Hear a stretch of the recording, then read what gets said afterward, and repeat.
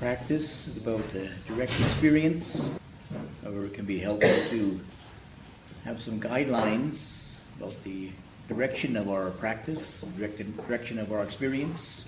So as I mentioned again, the Buddha pointed out, his Buddha's approach is the way of wisdom, understanding the I-making process. It's not a matter of getting rid of it, but understanding. We need the I, we need the sense of self as a point of reference. And a lot of the practice, in a way, is developing a skillful self, if you like. Morality, practice of generosity, the training in mindfulness and concentration, mental development. It's developing, you can say, a very efficient or a skillful sense of self. And the process is a little bit, it's a process, an ongoing process, but for the sake of convenience of explanation, I divided it into 4 different stages. I mentioned already, we already have a underlying disposition to create a sense of self. Not much we can do about that except understand that that is happening. It's in the background. And basically, if we don't understand this, we're being made anyway. Our self is being made up all the time, unconsciously. So more helpful if you know what's being made up, because yourself can go in all different directions.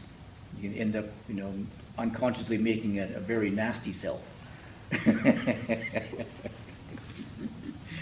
Or you can make a skillful self. I mean, to a certain degree, we have control over it, but we also have, there's also factors which we are out of our control, but if we understand that they're present, at least we can try to work around them. Like the so-called hindrances. We all are prone to certain hindrances. Maybe you've noticed a few this morning in your first meditation, distracted thoughts, wandering mind, sleepiness, dullness, doubts, whatever. That's my previous book to this one, 5 Hindrances. You can read about it online. Work through the 5 hindrances. And like I mentioned, I divide the process of I-making into 4 categories. The second category, the beginning of the thought I am, the Buddha puts down to the perceptual process, how we perceive the world. So the Buddha gives a very, very detailed explanation. If you understand, the Buddha had a very, very advanced meditation practice, and a very clear, calm mind, very clear and calm and more developed than any of us can ever imagine. The Buddha was a very extremely advanced meditator.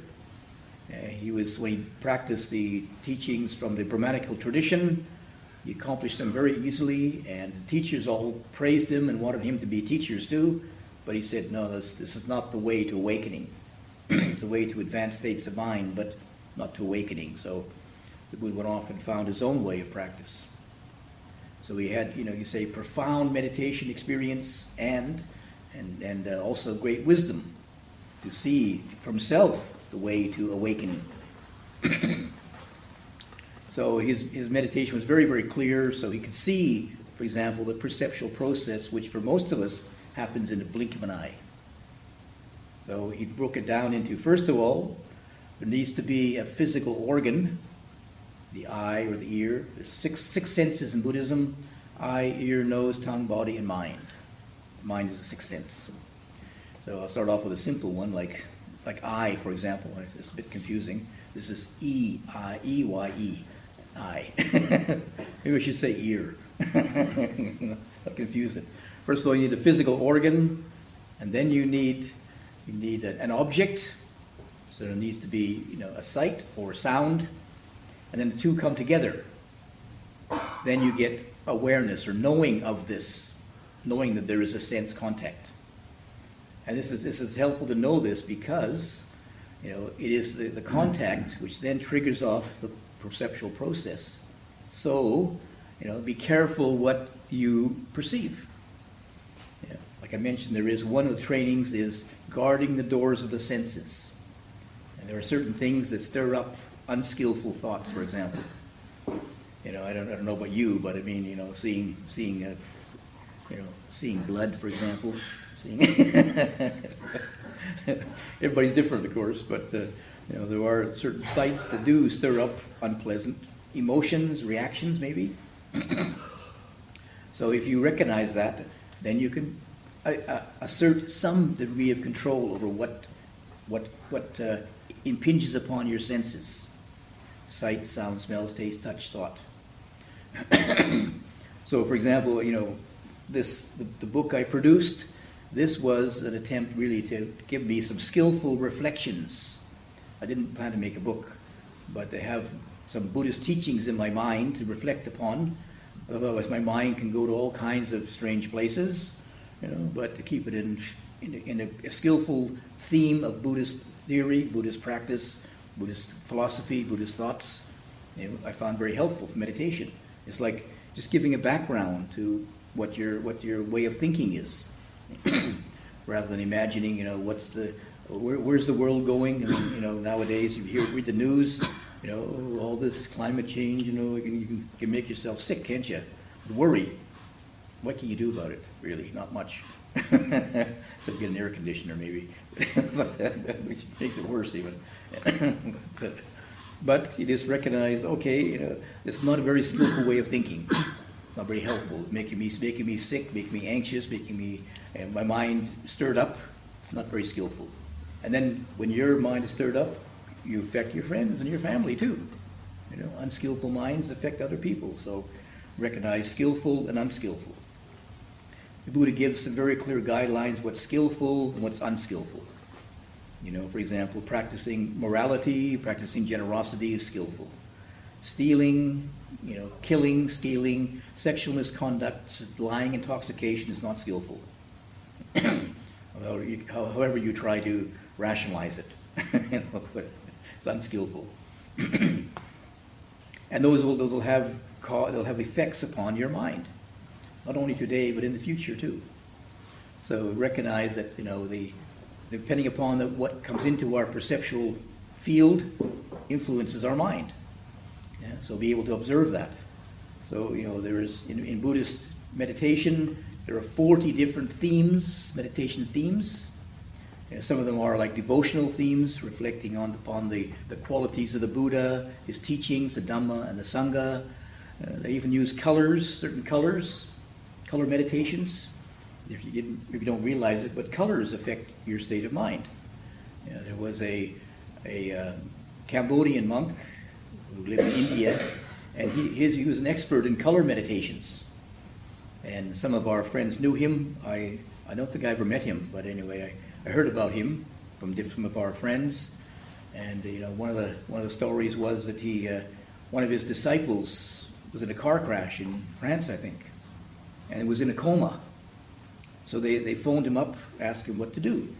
He said, put a red light in the room. Of course, in a modern hospital, putting a red light in the room was was a bit controversial. But they convinced the doctors to allow this. Within a day, the person came out of the coma. The doctors were totally amazed. They think this guy is finished. He's dead. But red light in the room, he came out of the coma. So they didn't even know this, but the red light is very stimulating. So somehow it stimulated parts of his brain, and he woke up. Anyway, we don't know this, but color does affect us. So they have not very many, but some teachers use color meditations as part of the meditation process. Green is a very healing color, for example. But anyway, the main meditation themes in Buddhism, the practice of focusing attention on breathing. Another one which is very helpful, especially in a Western context, is the practice of friendliness. Many of us, we notice, for example, our states of mind, and most of us don't like them, some of them. So we want to get rid of them. But it's not a very skillful way to approach it. Trying to get rid of your negative states of mind is negativity. So you get caught up in negativity again. I want to get rid of somebody. I was giving a talk, I think in Denver, Colorado, or somewhere, and somebody said, "This practice of metta, how do you do this?" And I said, "Well, how do you do it?" He said, "Well, I have anger coming up. I don't like it. I want to get rid of it." I said, "Well, there. Want to get rid of your anger is anger, isn't it?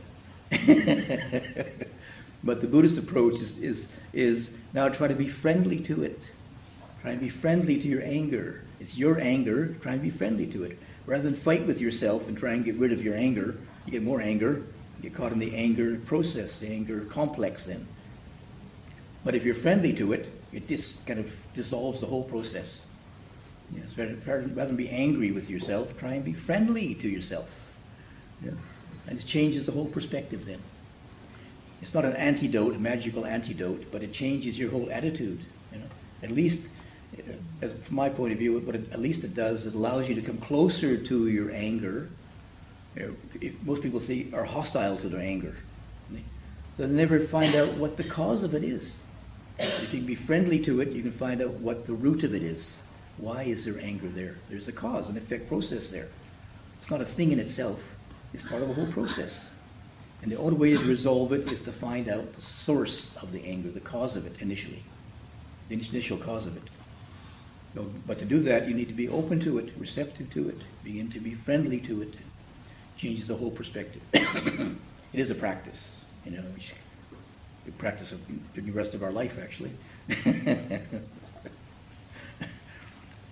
But the perceptual process, first of all, we notice, you know, there is the organ, then there is the object, and then there's coming together of the two, then there's knowing. And this knowing in Buddhism is a very, very initial knowing, just knowing there is a sense contact. And then there is feeling. These are two things, the knowing and the feeling happen automatically. The feeling is very, very rudimentary. It is pleasant, unpleasant, or neutral. That's whether something is so threatening, or it's safe, or it's okay. That's all. This feeling in Buddhism is not happy or sad, not emotion. It's just this attraction or repulsion. That's all it is. Very, very rudimentary. And then there is a recognizing, some kind of perceptual process, some kind of perceiving or recognizing what this is. You know, there is the I here, there's the object there, coming together of the two, there's a knowing, seeing. You know, and there's a feeling about it. Let's see, which one do I feel nice about? I feel better with green, actually. Red, not so much. Red's a bit unpleasant to me. Green is more friendly. I live in a forest, you know, green forest, so not a red forest. And then there is there's a perceptual process in there. You know, you say, that's a flag, but I don't know what kind of flag it is. And then after the perception, the recognizing, then there is the thinking process. You know, from the flag, then usually the thought arises now. I like it, I don't like it. I want it, I don't want it. Then it goes on. Maybe it just takes off then. You know, it goes all kinds of spirals out into all kinds of proliferation, we say, conceptual proliferation, and mental proliferation. And most people say, gee, my mind's busy. They don't realize where it came from. You know, if you look at that flag that you don't like, you know, then you have all these negative thoughts come up, and you just get lost in it. And oh my goodness, I'm a terrible person. I think negative thoughts, and all it is color and shape. That's all it is, at a very, very root level. Color and shape. All the rest of it you have created. You all made up. It's a fantasy story. Okay, a complicated one, as humans are, based upon some kind of, you know, conditioning maybe, or some kind of memories or something or other, you know. But you get lost in that proliferation, and you're way down the line, and it just will be endless. It'll be endless. But trace it back, feeling, you know, this color, shape, etc. What's the problem? You know, what can you make around color? I mean, you can make all kinds of stories around a color, but it's just color, you know. And maybe even there was one of the monks I knew. He was a painter. He liked to paint images, and they found out that he's colorblind. Can you imagine that, a colorblind painter? He made nice pictures, but the color wasn't so great. And he didn't know it. He thought he was making wonderful pictures, you know. Think, why is there no green in it? Why is there no red in it? Isn't it green, red? Is it colorblind, most prominent color blindness, is it? Yeah. Green, red? Yes. Yeah, okay. yeah. So he couldn't distinguish the green and the red or some brother. And so the colors were a bit washed out, you know, but they're nice kind of shapes, you know. But and he didn't even know it. He was totally unaware of it. So first of all, if you know how these things affect you, then you have some control over what you're going to allow into your consciousness, what you're going to allow into your perceptual process here. And this gives you some degree of, recognize, this is, maybe you wake up on the thinking process somewhere down the line, follow it back, because of this particular, way of seeing things or seeing this particular thing, not so skillful. You can either begin to recognize, change your perceptions, change what you observe or hear or whatever. There are soothing sounds, right? And there are dissonant sounds, and, we're all different too. But you can recognize the cause and effect relationships here with the perceptual process. And within it, there is the first area, just being aware of the sense, and knowing the sense contact happens automatically. It's just a function of the mind. It's called vijnana. And vedana, the feeling, is also a mental function. It just happens automatically. When it comes to the next one, perception, then it starts to get personal. There is the seeing, just knowing, seeing something, and then there is, it's a flag. But I now have perceived a flag. I mean, maybe there's somebody who's never seen a flag before. How many people know what this is? You can tell who's a Buddhist and who's not, huh? What is this? If I put it like that, how would you know what it is? Let me guess now. It's a drum. But if I showed some people, maybe members of my family, what this was, let's see now. You put some food in it. It's an ashtray. Some people have no conception of what this is. They have no memory of it of any kind. You think so just blank. But then they say, that's a nice, that's a little bell there. I could use a bell. And I like a bell. Okay. The last time I had a bell, see the I comes up now. I this, I that, I comparing it to it. I like it, I don't like it, I. Yeah. That's what the Buddha said, the sense of I comes up through perception. But if you can watch that now, just like an exercise you can do is when after you're meditating, slowly open your eyes, and as things take shape, notice how you begin to conceptualize them, you begin to see them as objects, and you might hear a little voice in the mind say, that's my favorite book. That's my favorite this. I like that. I want that. And then stories start coming up. If you allow your mind to observe your mind as it's being active, memories of the last time you saw this and saw that, and then your sense of self begins to coalesce around that. This is my bell here. You see how the sense of self can be created just by the perceptual process. I like this, I don't like. Who's the I who likes? And then you I like this bell, suddenly it's gone. And what bell do I like? What happened to me? I, which was the liking of the bell, evaporated.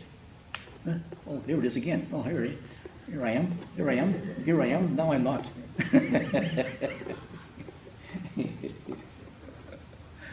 And you see how ephemeral and how created, how conditional this sense of an I is, self is. Yeah? Of course, in the perceptual process, it can change quite quickly. And then we actually, after we start thinking about it, we start thinking about these things. We get a mental process about it. It becomes a habit. Me and my bell. Where's my bell now? Maybe I'll go home tonight and dream of it. Better stop talking about it. imprinting it into my mind now and creating a mental habit around it. There's a saying, I forget what the source of it is. There's a saying that is, sow a thought, reap a habit. Sow a habit, reap a personality. Sow a personality, reap a destiny. And this sort of conforms with modern science. You know, the neurology, for example. You think in a certain way, and then your brain, your neurons line up in a certain way, the thinking. You know? And it's easier to go back to that way of thinking again. You develop these kind of rooted habits then. You know? And if you recognize the ability, you know, how you see how with a simple template of skillful and unskillful, how you can get caught in these ruts of unskillful thinking. So, I mean, you recognize how it's actually being created. And maybe you only wake up to it when it's already well down the line and you think, that's me. I'm a worrier. I'm a frightened person. You know, I'm a stupid person or intelligent person or whatever. You wake up down the line and, but it's just a creative process. You know, down the line, I mean, if you were at school and your teachers praised you for your good marks, then you, oh, right, that's me. You know, I'm intelligent.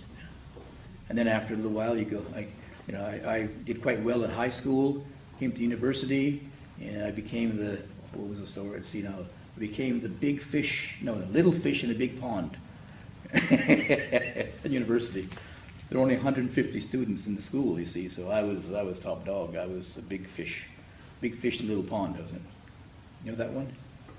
Martin Gladwell, is it? Yeah. And then I came to university, and I was a little fish in a big pond, you see.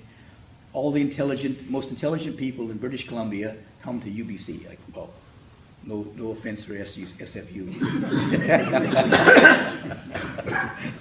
or other universities. But all the intelligent people say, you know, BC, come to UBC, and then I'm just one of the most intelligent people, you know, which I'm not so intelligent anymore, see? I didn't take it personally.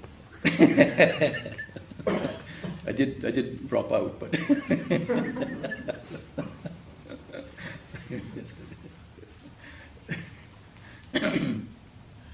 when we understand this perceptual process, we see how this sense of I can just be created, be developed, created. And the Buddha gives us a reflection, one of the most common reflections in the scriptures is a reflection on impermanence. Because the sense of self is based upon, usually, you find a sense of self as something which is persistent, right? It's the same me. It's the same me all the time. Somebody says, who are you? Well, if you ask me, I say, is that a Buddhist question or not? It's a Buddhist question, who am I? Well, I am knowledge, and I am feeling, and I am perception, and I am... But, you know, otherwise, I am, I give your name, right? Give your name and your, social security number or something or other. That's you. That defines you. But it depends on, the situation, the sense of self. Most people, they begin to, the third stage, there's the underlying dispositions, there's the arising of a sense of I, I see, I hear. Yeah. Then I hear this, I see that, I hear that, and I like that, I want that. And the third stage is identifying now. Identifying with the seer, with the hearer, with the thinker. Identify with it, and you build a personality around it. I'm the one who sees this particular colors. I'm the one who has this particular way of thinking, for example. It becomes a personality then. You got your thoughts, and you got your habits, and they keep recurring again and again, and it seems to be constant, seems to be permanent. So they identify with it. That must be me then. I'm the one who thinks those thoughts. I'm the one who acts in this particular way. And we forget that it's just being created. It's just a creative process. And then to top it off, the fourth stage is we have self-views. There's kind of conventional self-views. If you have, generally speaking, if a majority of, say, intelligent thoughts, you say, I'm the person who's intelligent, or I'm the person who's stupid. and the person who succeeds and the person who fails. That's on a conventional level. At a deeper level, of course, if you think a bit more, I don't know, religiously or spiritually or something or other, you think, there is this underlying something or other called a soul, which lives beyond the death of the body, for example. All kinds of theories about it, and I'm sure many of us have had our philosophical discussions with ourselves, and I thought about why are we here? What's the meaning of life? Why do we come here? And you think, well, if I come here to be worm food, it's not very inspirational, is it? Just come here for this body to die, and then I get buried in the ground and feed the worms. But then reading about Buddhism, endless lifetimes, and you have the potential for enlightenment. It sounds a little more inspirational, anyway. I don't know if I believe it, but it does sound inspirational. Then people hang on to their views. They hang on to their views, and how many wars have been started by people holding on to their fixed views? Canadians are the best in the world. We don't like blank, blank, blank. We'll go to war with them. This is our land here. Or religions too. Fighting over who is the best God. You just ask somebody. When I was wandering around, when I was in England, we used to go on little wandering tours. It's part of our tradition in Thailand. So it's after 5 years, you're formally free of the teacher teacher-student relationship. So you're allowed to go wandering to different places to meet different teachers or experience different environments outside the monastery. So I wandered around Thailand myself for many, many years, and I came to England, and we tried to do the same thing, of course. In Britain, you tried to do it the same way. The weather wasn't the same, but maybe summertime, we had time, maybe a couple of weeks to go wandering in the countryside, and usually I made it such that I could travel between different Buddhist groups, people I knew who would feed me. And now many of the monks, they go on what they call a faith wandering. They just wander around and take their bowl with them and stop in some village somewhere and stand near the shops, hope somebody will have compassion on them and feed them. But in the old days, we used to travel with anagarikas and meet different people along the way, Buddhist people along the way. And invariably, wearing the robe like this, you come across somebody who wants to convert us to Christianity.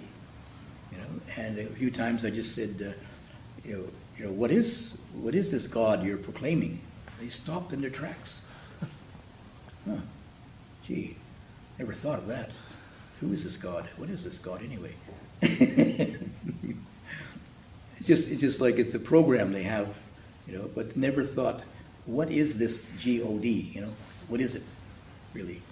And in one place, somebody asked me this, and then I said, well, what's your definition of God? They said, the force which moves the universe. I said, we call that the Dhamma. We don't call it God, we call it Dhamma. The nature of things. And, oh, really? Oh. So it depends upon your interpretation of what this force is or whatever, whether you personify it or not. But we build these views upon, and they're just created views too. So many different views about things. And you recognize, I see it now just like it is a perspective. I sit here and view you that way. You sit there and view me this way. Which view is right? Aren't they both right, subjectively? Huh? No, my view is right. I've got the right view. You guys have got the wrong view. You got to be sitting over here to get the right view. But I won't take it. I won't take it personally, and I won't start a war over it. Okay? No. It's very, very relative, the views. You see. But if we can understand that, then you don't hold on to it. Okay, maybe I have this sense of myself in a certain way, but it's only a view, and it's changing all the time. That's the best part of it. When you recognize that this self is so fluid, it's made up, then you can make it in a different way. Even habits. You know, I'm reading a book now that I'm working through slowly. It's quite a complex one by neuroscientists, you know, about how difficult it is to change your habits. And she's a neuroscientist, so she knows it's not easy. And she's talking about how you need at least 2 months of work on a certain habit before you make a change. 2 months working with it. Most of us hope to change our habits like that, right? The quickest way, I should write a book that way. Quickest way to change your habits. It could make $1 million. But there's no quick way, unfortunately. It takes months and months. And one of the things she points out is that, you know, they are, especially depending upon your degree of identification with yourself as that habit, you try and change them, and you get really, your amygdala starts to freak out. You know, amygdala, it's a very, very deeply rooted part of the brain, fundamental kind of reptilian brain, they say sometimes. But it's whenever it hates change. It hates change. Any kind of change, it starts to react. You know, it throws up kind of negative reaction syndrome. You know, so what you have to do, as a neuroscientist, is you have to calm down the amygdala. And the exercise she gives the most frequently is meditation. See? Are you hooked yet? Meditation. I mean, she also mentions walking in nature, and you know, and having some good friends around you. You know, guess what? You know, in a forest monastery with good friends and meditation, that's the ideal place to live. So finally, neuroscientists have caught up to the Buddha. But then, you know, once you calm down your amygdala, then you have some energy available to go into the prefrontal cortex and actually make some conscious changes in your life. But you got to keep them up for at least 2 months before there's significant changes. But the point is that once we giving it, like in Buddhist meditation, reflecting upon impermanence, how these processes are changing. In the practice of mindfulness, we become aware of bodily sensations, feelings, these fundamental feelings and states of mind. You reflect upon them as constantly changing. They arise and they pass, they arise and they pass. So if we do this, you know, to some degree, then you recognize this, the sense of self begins to kind of lighten at least. It doesn't dissolve, but it doesn't get so hard. It's not so hard anymore. It's not a permanent, fixed sense of self. Your self is more fluid, you know. And then, if it's very more fluid, then you can direct the flow of this fluid into a more skillful way. And the fundamental Buddhist practice, at the very simplest level, is refrain from evil, develop the good, and purify your mind. You need some degree of calmness of mind to purify the mind of unskillful influences. You can say, I just say very basically, selfish influences. Because the Buddha is saying that the no permanent self is a fundamental truth of the universe. There's nothing permanent here. We're all just flowing processes. Everything is flowing processes. This concrete here is a flowing process. Fortunately, it flows slower than you can walk on it. If you go down to the ocean, you know, to the sand is flowing much more quicker than this concrete. Especially when the tide comes in. But everything is just in a constant flowing process. You see. So, I mean, it's easy to say, but it requires some degree of reflection, contemplation to begin to realize that. And recognizing that very, very basically, I would say, you know, the unskillful activities, all unskillful activities are selfishness. And skillful things are unselfish. You know, so like, you know, albeit the most basic one, you know, killing somebody is the most selfish act a human can do, isn't it? I deny you of life. Well, who am I to deny you of life? It takes incredible big ego to do that. You know, for me to judge somebody else as being, you know, worthy of being obliterated. You think. But even somebody is very annoying, disagrees with you, takes a lot of humility and selflessness to allow them to continue to exist. It takes a very, very grand heart, incredible compassion and selflessness to allow that. So unskillful actions, killing, stealing, whatever, sexual misconduct, they're all very selfish, extremely selfish activities, and they increase your sense of self. They compound it. And self is out of harmony with the truth of the universe of selflessness, where all things are impermanent. It's like we build ourselves like a rock in the middle of the stream, and it's against the flow. It's against the flow. It's going to be constantly buffeted all the time, and constantly attacked, and also you're going to suffer completely, suffer continuously, because you're out of harmony, out of flow with the universe. But if you can open to at least the reality, at least the idea of selflessness, you open to everything. Everything is part of the bigger picture, and you don't get assaulted anymore. Yes, everything is all the way. Everything's fine the way it is. You don't get attacked and buffeted all the time. No more suffering. Easy to say. The practice maybe takes a bit longer. So I think it's enough for this morning, because I see that it's almost time for meal time, our meal break. So the meal break will be till 12:30, I understand. Yeah, so hopefully everybody has their own lunch prepared. Yeah. Or there's other place you can purchase it. Yeah. So there's also an exercise, you can use this exercise as an exercise in mindful eating. There's a very, very strong sensory impression eating usually. Yeah. So it's a very good opportunity to bring awareness to it and to see how we relate to nutrition. You notice the change in the strength of the body, or maybe it makes you sleepier, whatever. But this is, you can use everything. Everything is part of the practice, and everything's teaching us in some way. We're open to it. So we come back here at 12:30.